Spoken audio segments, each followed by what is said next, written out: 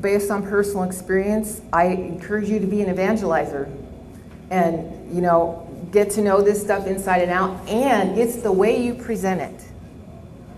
I am very, very, very much about, it's not about blame and shame, because this is part of it. It's a cultural thing. People think they're being accused. Any parent, no matter how well their kid turned out, thinks they're being accused of something, and you just put that out there.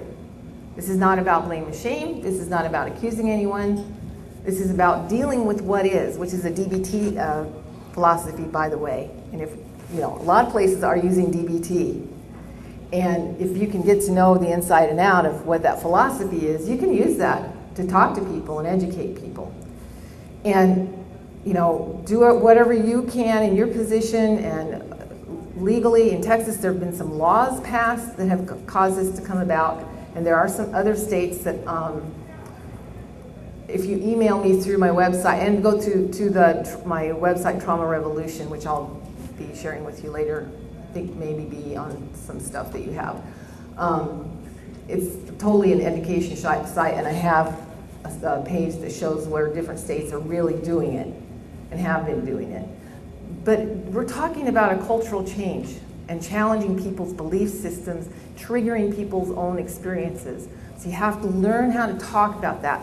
One way I learned how to do that, before I was a therapist, I had a friend who had a therapist, and that therapist had seen 10 extended members of her family. And I thought, oh, that's terrible, I'll never do that. Then I was at the IOP in Mary Greeley, and I was the one and only therapist in the program, excuse me, with the kids. So I was required to do the kids groups, the family therapy, and the family education. So I had to let everybody know, excuse me, I'm on your side. Everybody in the room, I'm on your side. I didn't buy into the kid as the designated problem, and I would explain that in a compassionate way. And I got people to listen to me because I acknowledged their own pain in a general way. And so that's something, if you can learn how to do that and believe me, many times when I first started doing that, my heart was just going out of my chest. And yet I learned how to do it, and now I'm convicted about it, and I speak with conviction. And the more convicted you are about this, but not yearning, sometimes I get a little preachy, a little yearning about it. And so I try to watch that and give people things in small doses and play it up where you do see those things happening. So yeah, there's a lot of work to be done, a great deal of work to be done. So what happens when it's ignored? We're going to talk about Ann Jennings. She's the one that wrote this Models for Developing Trauma-Informed Behavioral Health Systems. She had a daughter who became part of the mental health system and spent 17 years in and out of treatment, in and out of hospitals. Never once was trauma addressed with her. And she suicided at 32 years old. She completed suicide. And actually, now we really do need the internet. All right, we were talking about Ann Jennings and her daughter. And her daughter, unfortunately, completed suicide at 32 years old. So Ann has made it her life work to educate people about trauma and trauma-informed work and perspective. So what we're going to look at now is really pretty difficult to look at, but we're going to look at it pretty extensively. It's a re-traumatization chart where Ann describes what her daughter went through at the hands of an abuser and then what happened to her in treatment. Can we hear me now? No?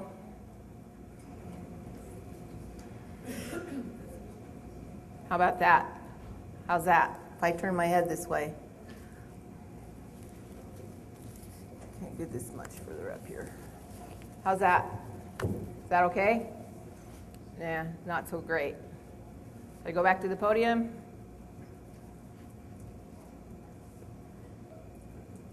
Here's the early childhood trauma experience.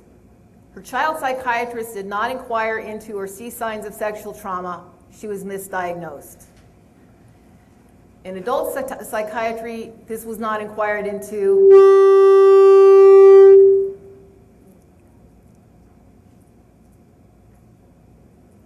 Okay? By the time she was an adult, they learned that adult psychiatry also does not inquire into this, see the signs of it, or understand sexual trauma. She was again misdiagnosed. Are you hearing me way back there?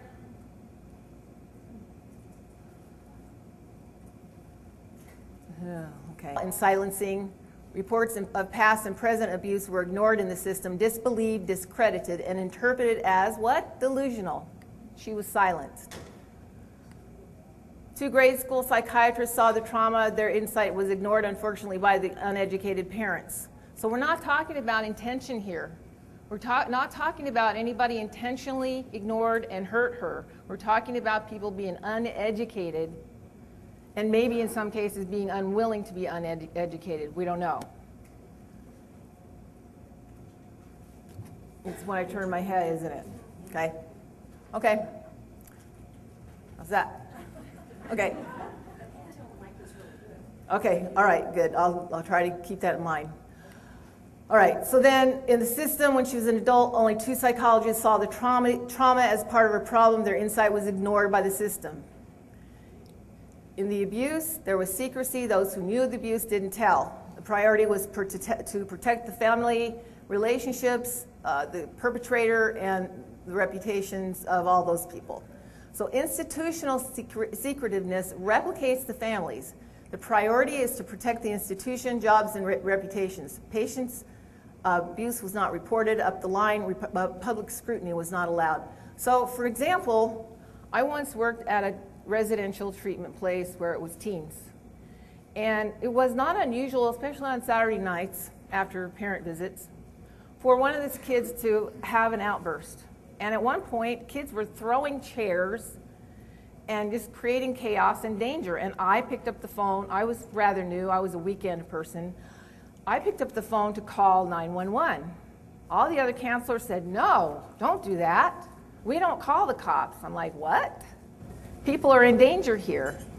So that's much less than this example, but the whole matter of keeping everything secret so that our reputation isn't tarnished. Well, the reality is that people are going to have outbursts when they've had trauma, when they've had these conditions and issues. And if we don't deal with it without the blame and shame and judgment, we're just going to get more of the same. And that's what happened, unfortunately, for this young woman. So under this heading trap, she was unable to escape the perpetrator's abuse. She was abused at the hands of a babysitter. She was dependent as a child on family caregivers who relied on this babysitter. She was unable as an adult to escape institutional abuse. She was locked up, kept dependent, denied education and skill development. When she was sexually violated, she was stripped, her t-shirt pulled over her head. In treatment, in hospital, she was stripped of clothing when secluded or restrained, and often by or in presence of what? Male attendants. Yes, exactly. She was stripped by the abuser with nothing on below. To inject with medication, the pants are pulled down, exposing buttocks and thighs, often by male attendants. She was tied up, held down, and her arms and hand bound when she was being abused. Guess what happens in hospitals? Restraints. This is a big part of the trauma-informed movement, is to get the use of restraints eliminated eventually. I worked with children at a residential home for a year. I was a weekend person. I went through the MANT training. What I understood from the MANT training was you talk people down. What my colleagues understood from the MANT training was you hold people down. And what I would see every weekend was a 6-year-old who I knew, for instance, one had seen his mother shoot his father point blank with a rifle, and now his mother's in prison and his father's a quadriplegic. So this kid's having issues. They hold him down in the safety room for 4 or 5 hours straight while the kid is screaming and screaming and screaming. Then when he finally tires out and the counselor stands up blocking the door and starts telling him, now your consequences, you have to write 10 times why you shouldn't lie, and it's like, oh, guess what? He went off again. So this is the problem with that kind of treatment. It's not treatment.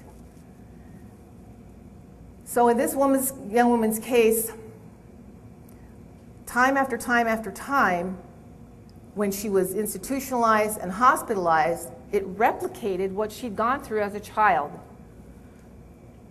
So if you've ever worked in a hospital unit and you see this kind of treatment, and the people go off, what do you see in the staff? What do the staff say? And how do they act? What is their demeanor? They get amped up. They get very strident. It's all about the rules. And then you start hearing all that negative stuff. I've heard phrases like, "Well, she had to have a snitty snit fit last night. She's had to be the queen of snitty snit." This isn't a staffing meeting. I was new. And this was at this crisis center, and I had to listen to a nurse talk about this. This nurse had told me, "I don't believe in MPD." I said, "I don't believe in OCD and ADHD and oppositional defiant." So there. And she didn't like that. So this is what you get. So we've got people, they have this trauma in the first place, then they try to get help of some sort, and over and over and over again, that trauma is replicated by the system, by people in white coats, by people with authority. Do they have authority issues? Hell yes, they have authority issues, wouldn't you? So this is what this young woman experienced. And this is the background of this mother's work. So this is what happens when we're uneducated, when we either choose to be uneducated or we're just uneducated. To me, it's appalling that most of our training programs and educational programs aren't yet focusing, most of them, on this issue. Mm-hmm. Yep. No, just close the web page down. Top right. There we go. Okay. Thank you. So, re-traumatization. These are the things that can bring about re-traumatization.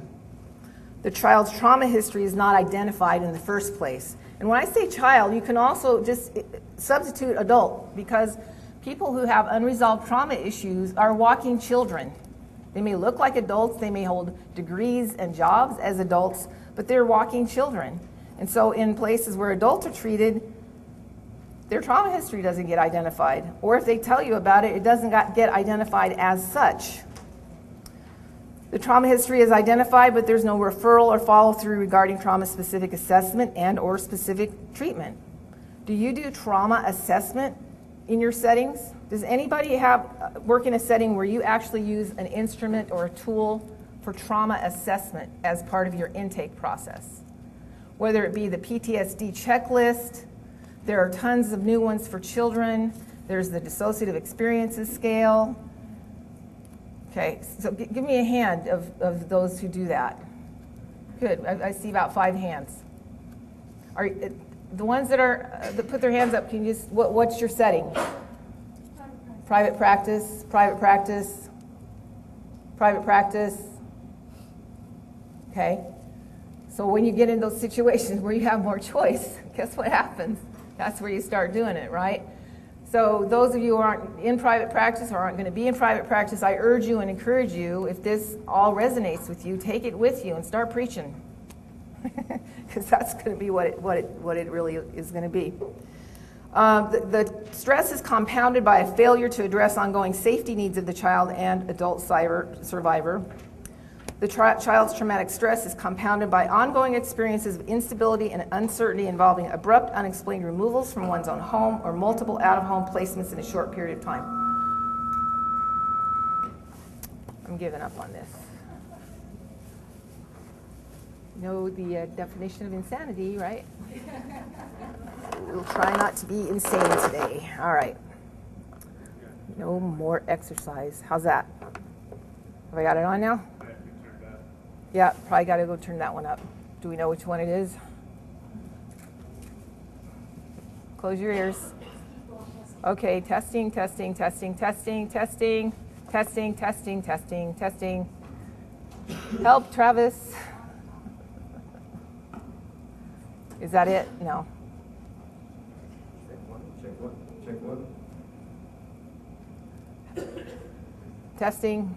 Testing, testing. Times when we're talking about child abuse, that child has been told by the perpetrator, if you tell, they're going to say you're crazy, or he's told, or she has told the child you're crazy. So that the adult gets a diagnosis, a mental health diagnosis, and yes, this is the stigma, but it exists. I'm crazy, right? So this is what we're up against, and we want to watch for.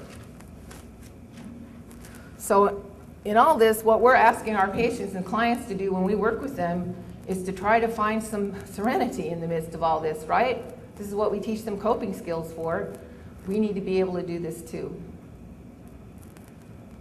Again, we're looking at difficult material here, and it's important to be aware of it. Here are some, I'm going to need your finger, Carla, some additional effects of ignorance. The relation of trauma and behavioral health, financial costs, so human rights issues, and then the whole issue of comorbidity.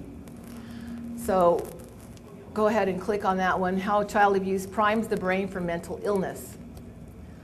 Every day, every single day, I meet somebody or I hear somebody on the radio or I find something new online about the issues of brain and development and how we're affected. And this article goes into the fact that, yes, there are genetics involved, but it's the environment that triggers those genetics we're learning more and more. And so abuse and neglect of children creates adults with problems. Just like I say, you know, it's really great that we do all this research for autism and we give all this money to help people who have children with autism, but guess what? Those children grow up to be adults with needs that we're not meeting. And it's the same with this field. Okay, you can click one out of that one.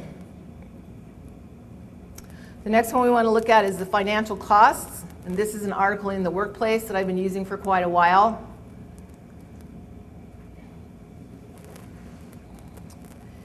He talks about, let's see, where is it?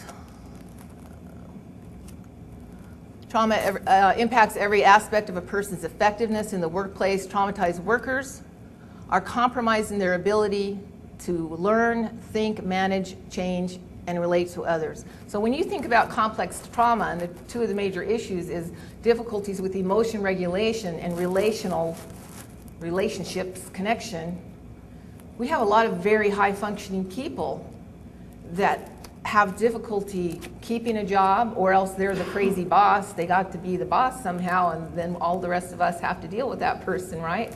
So these are not only the folks who are living on Social Security and Medicaid and Medicare, and there are a lot of people walking around who are traumatized, who are dealing with it through addictions. Unfortunately, even people in our field. One place I worked where for substance abuse, a great deal of our business was pilots who had addictions.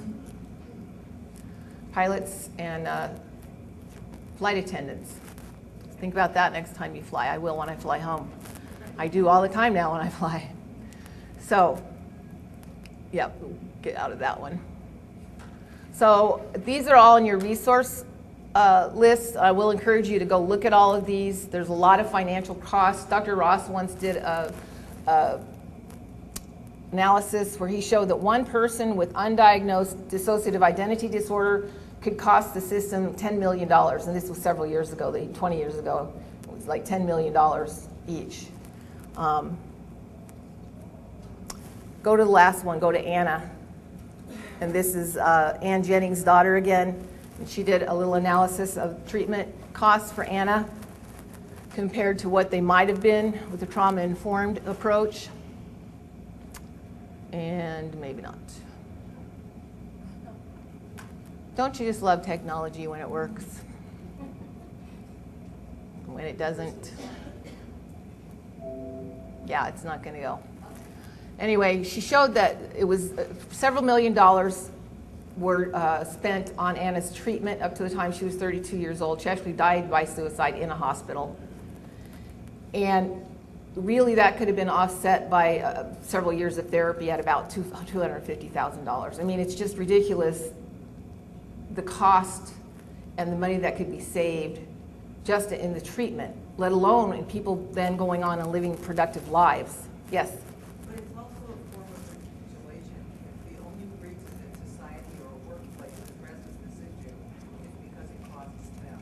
Correct. Correct. Well, right. I agree. And we got to start somewhere, and we got to take what we can get at first. It's the same with why a lot of people might be pursuing trauma-informed training is because they have to. I hope they get to speak to people who are as passionate about it as I am, and that they can hear that, and that they go into it a little deeper than that, and that they make sure their organizations really do it. And that's what we have to, I mean, that's how I can get up and out of bed in the morning, thinking that way. I have to think that way. This is a human rights issue. Go ahead and see, we'll try it again, Carla. Buffalo School of Social Work. The Buffalo School of Social Work is a completely trauma-informed program. They have trauma-informed services for their students, and their curriculum is completely trauma-informed. And they identify this as a human rights issue. So when you're a child and you get hurt by those who are supposed to be taking care of you, especially, whether it's at school, at home, and other settings, daycare, babysitters, your rights have been violated.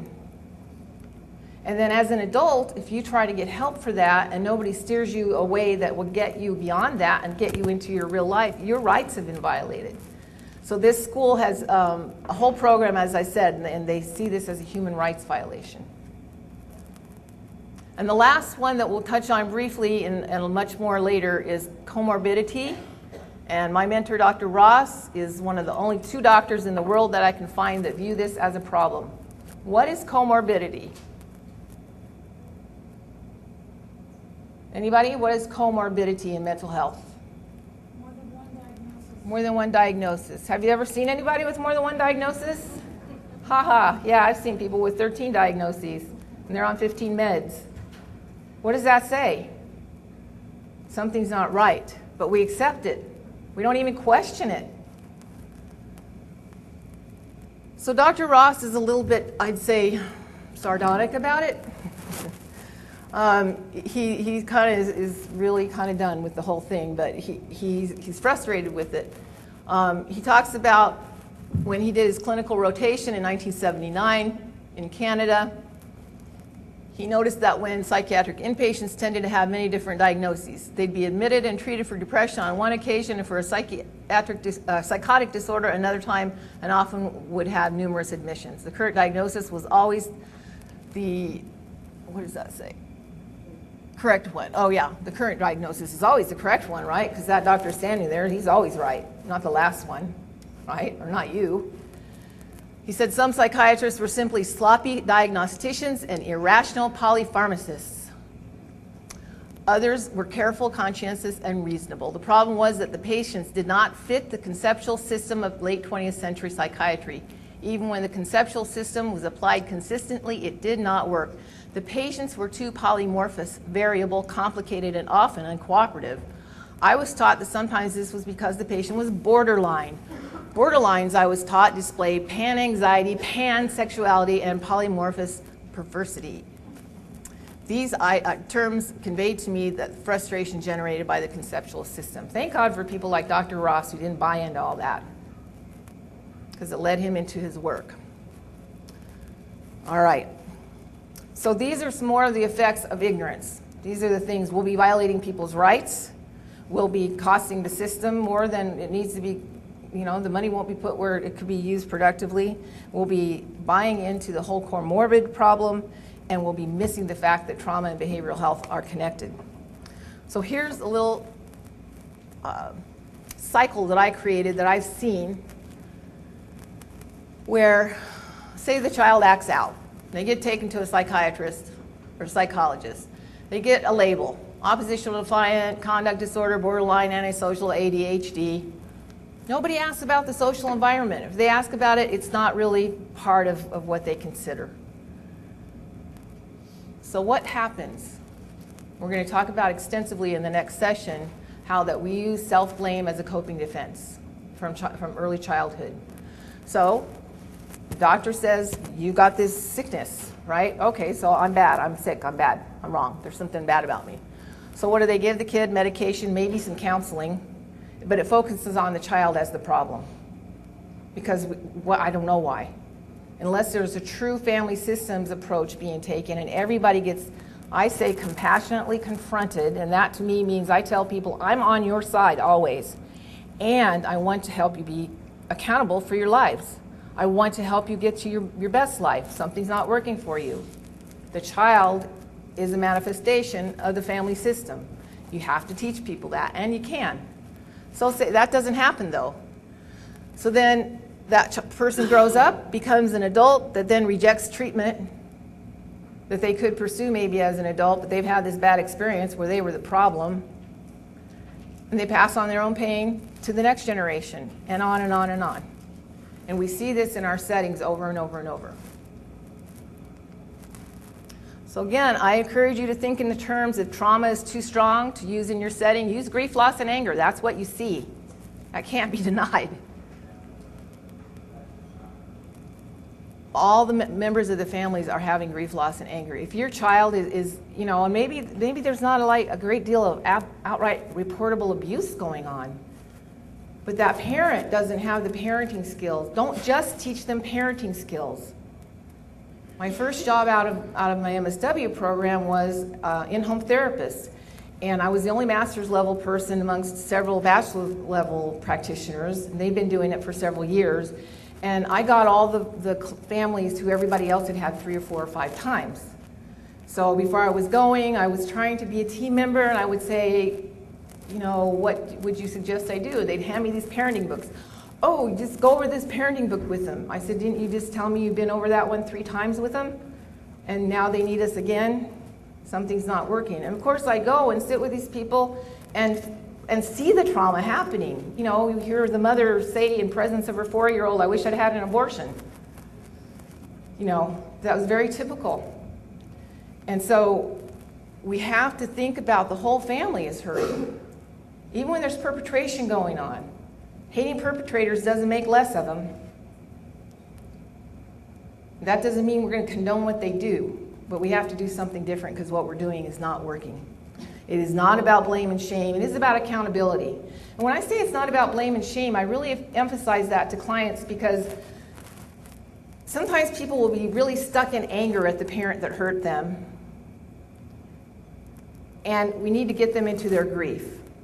So I try to help them see that person that hurt them as a person that they can have some compassion for.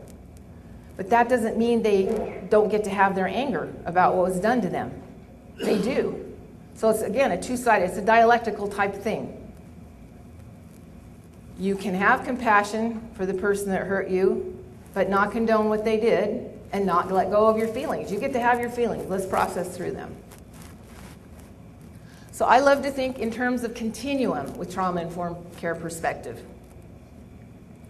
We have all the family of origin issues, unresolved divorce, adoption. Even when people adopt children very young and it's a very nice, loving family, that child hits teenager years, they look different sometimes from everybody else. They don't have a connection to their original culture. There's all kinds of things going on for that person. They start acting out. Well, there's a trauma going on for them.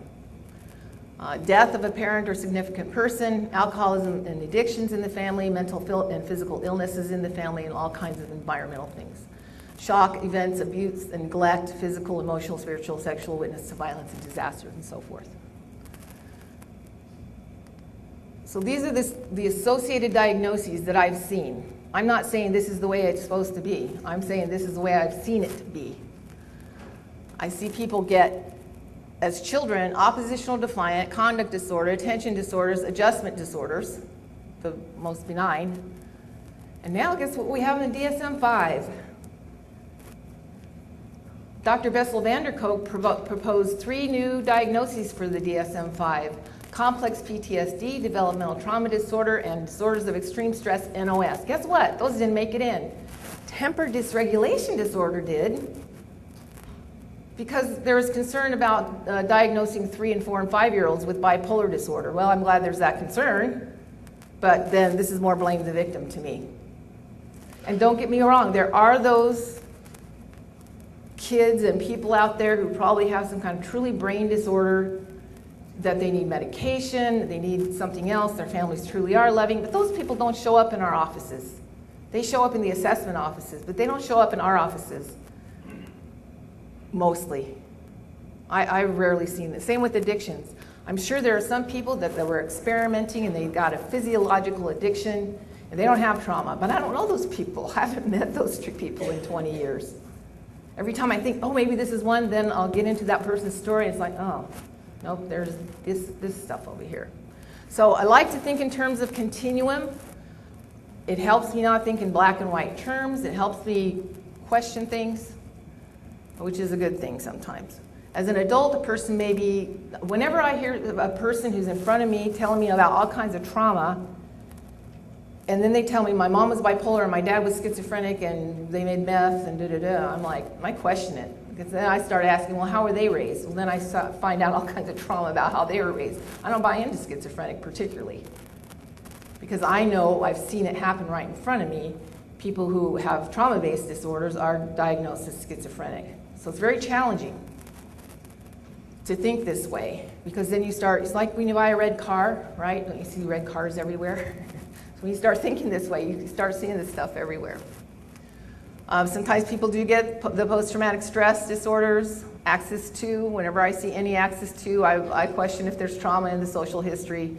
Obsessive compulsive, any anxiety-based disorders and mood disorders, eating disorders, dissociative, agoraphobia, all of these can be associated with trauma. So think about these questions again. What does this mean to you? What is it going to mean to you in your setting when you go back to work on Monday? Is it going to change how you think about things? Is it going to kind of get you a little overwhelmed? Think about how you're going to take this back to work with you. This is a long list of things that exist in non-trauma informed environments. So I'm just going to look at a couple of them. There's usually an overuse and a misuse of power, including keys and security, the demeanor of the staff. The staff, they believe that their primary role is a rule enforcer, not as a support person. And don't get me wrong, I've worked with a lot of really good nurses and mental health techs and support people, and then there are those other people who very often are in positions of authority that say the words I don't want to hear, like manipulative and revolving door client and so on and so forth. Restraints are often used, physical and chemical restraints. There's an emphasis on compliance rather than collaboration. Some places, yes, they're doing trauma-informed in name only. There are some organizations that I know of that I did presentations years ago, and they were real interested until I went back to negotiate doing a pilot program with a doctor on board, and they would go, well, we don't want to change our culture. Oh, okay. So then years later, I hear that they're doing trauma-informed. Well, what that means is they changed the name of their mental health techs to recovery techs. And I'd call them and go, what models are you using? And they go, what? What are you talking about?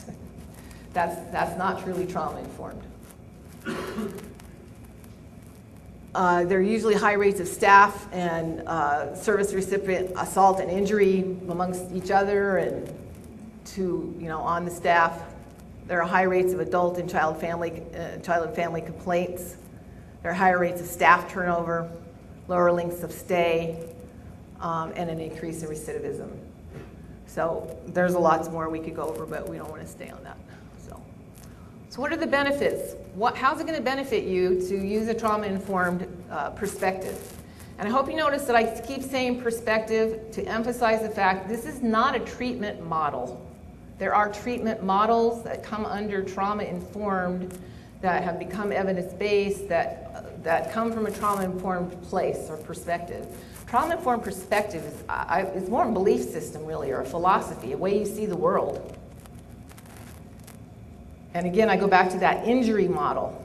If I can see somebody's injured, I can help them, but I'm not going to heal them. I can't heal them. I can't heal their bones. Their bones are going to heal their bones. So here's some of the benefits for service recipients. I abhor the term consumer for a lot of reasons. So I say client, patients, and service recipients, or your customers, because a lot of us are in settings where we've got all the customer service mentality going on now. And I come from retail before I did this, so that's I'm not averse to using that term.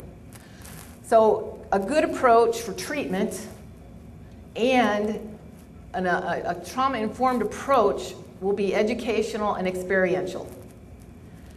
It addresses those real-life difficulties that are happening now, because let's face it, maybe they've had trauma in the past, but they kind of got that resolved for themselves and they moved on and they're doing okay. They don't end up in our offices. They're in front of us now. What's the here and now? We all, in our intakes, we all do that. What's the here and now? What brought you in today? Why not last week? Why not next week? And so then you can get to how is that trauma continuing to affect their relationships, their job, their view of themselves, whatever, their depression, their anxiety, their symptoms. It's validating and affirming of each client's experience, whatever that experience is. I can't tell you the horrible things I've heard over 20 years, and every person's story is new and different. It's never yada, yada, yada, yeah, well, whatever, it's never that. Each person's story is important. It's important to them, and it's important to me when I'm interacting with them. No matter what, when I was in a crisis center and I had 1 hour to interact with that person, I needed to connect with that person, and that person's story was important in that 1 hour, and I was probably never going to see that person again. It's empowering and it assists the clients to take responsibility for themselves and creates a hopeful outlook and creates productive members of larger society. Isn't that what we're trying to do? Hopefully. It can break the cycle of transgenerational family pain that results in underfulfilled lives. It avoids re-traumatization by organizations and by individuals. So those are some of the benefits for your customers, your clients, your patients. What about us? Who's going to benefit? Nurses can benefit. Techs can benefit. Doctors, admin people, teachers in schools, police officers, judges, attorneys. Any setting where people are working with people, where people are serving people. Everybody, even all the way up to the executive level, could benefit by developing trauma-informed care perspective. Everybody.